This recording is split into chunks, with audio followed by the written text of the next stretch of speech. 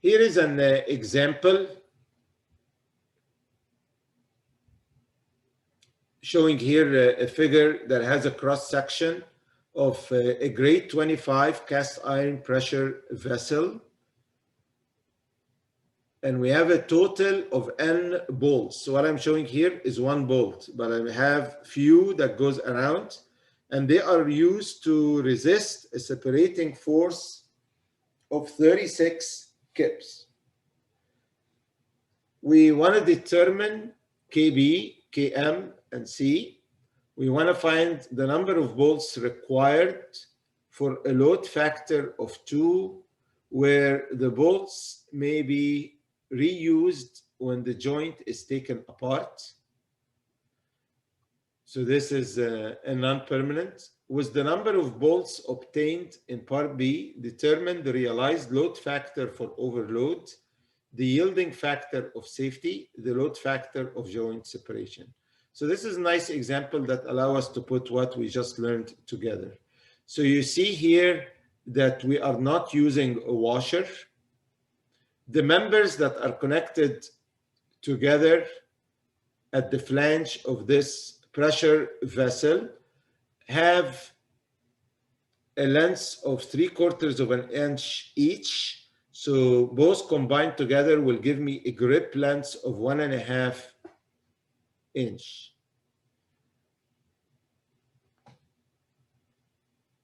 If you also look carefully, there is a groove here for an O-ring to be there to provide a seal.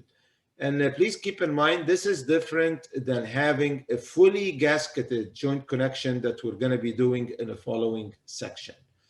But let's look at this example here. The grip length is the 1.5. I will use table A31 to find a nut thickness of 35/64.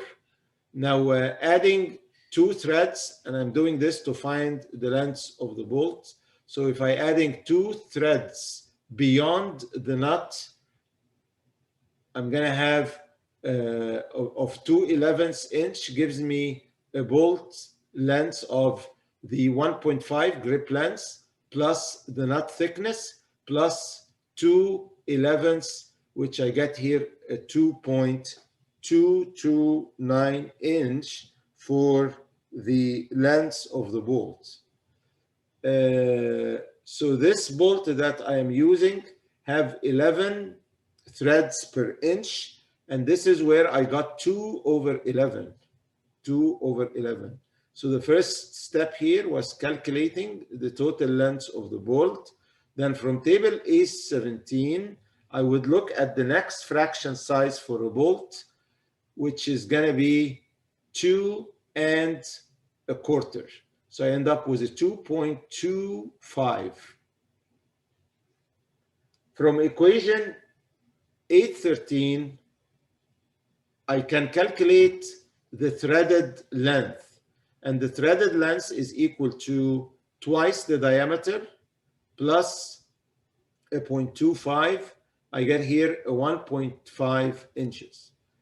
The length of the unthreaded portion then would be the 2.25 minus 1.5, I get 0.75. Why are we going through all these steps? Because I'm going to need LD and LT when I want to calculate the stiffness of the bolts. So in example 8.4, the stiffness of the bolt is not given, unlike example 8.3. So my first step is to find the total length of the bolt, to use it to find LT, and we use that to find LD. And then we're also going to use it, LD and L, to find the threaded length in the grip. L sub T is equal to the grip length, which we said is going to be equal to 1.5 minus LD. So LD is 0.75. So I have a 1.5 minus 0.75. I get a 0.75 inch.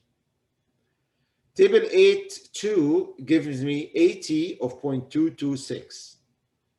The measured diameter area, AD, is 0.3068.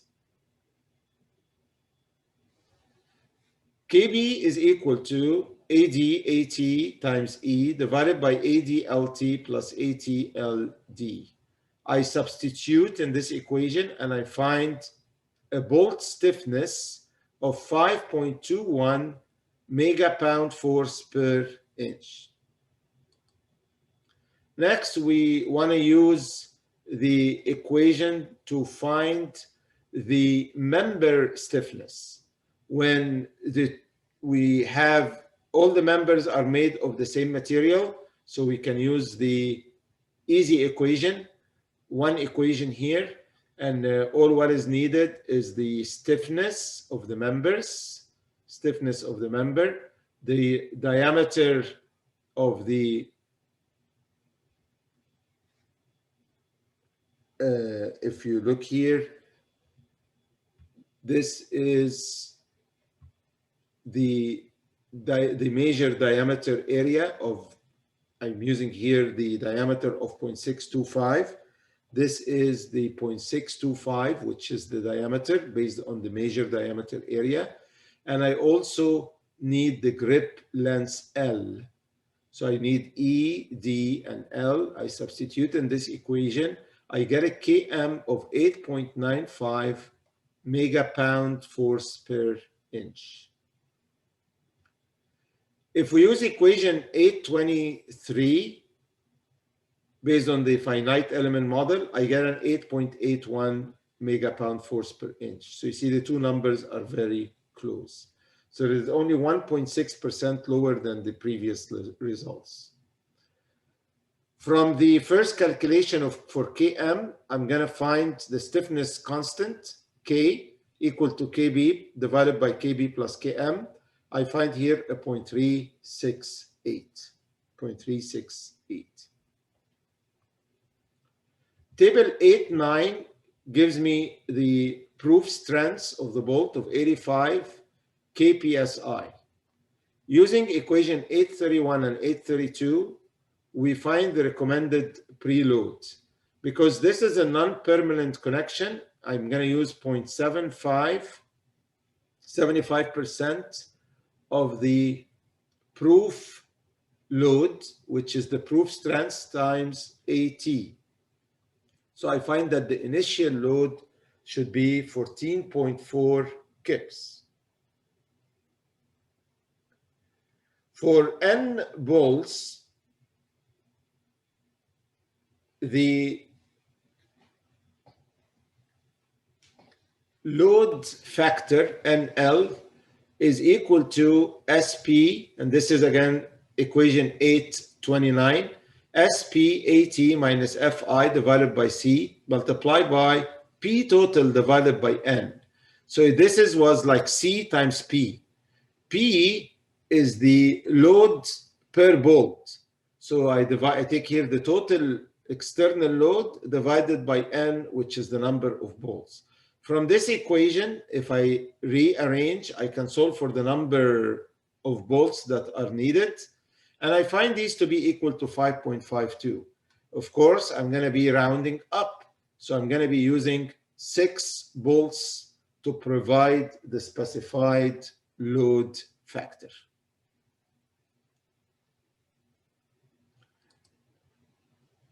With 6 bolts, I am now going to calculate the actual load factor. So I'm using the same equation, but I'm dividing here clearly by 6. So I have to take 36 divided by 6. So the external load, I'm going to see 6 going to each bolt. So I calculate a load design factor here, and I find this to be 2.18. Please remember what I used here was a 2. I calculated the number of bolts based on a load design factor of 2. Of course, I rounded up, so this number went up to 2.18. Based on a proof strength, the yielding factor, NP, is equal to SPAT divided by C times P total over N plus FI. I find that this is, I substitute here, 85, the AT, the stiffness coefficient, 0.368, the external load per bolt and the initial load Fi, I find that NP is 1.16, still greater than 1. From equation 830, we can find the joint separation factor and note equal to Fi divided by P times 1 minus C. So I have a 14.4. And again, this should be greater than the load going into the members. And indeed, it is more than 3 times the load going into the members. So I have here 6 divided by 1 minus 0.368. I get a 3.8.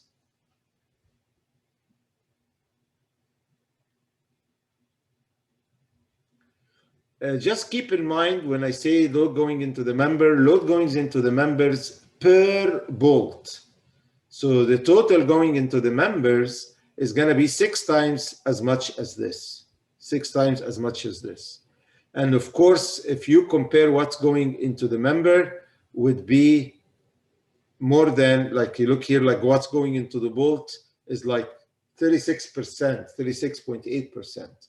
So definitely what's going into the member is going to be, in this case, we'll be looking at about 63.2% is going into the members of the total load, which is 36 kips.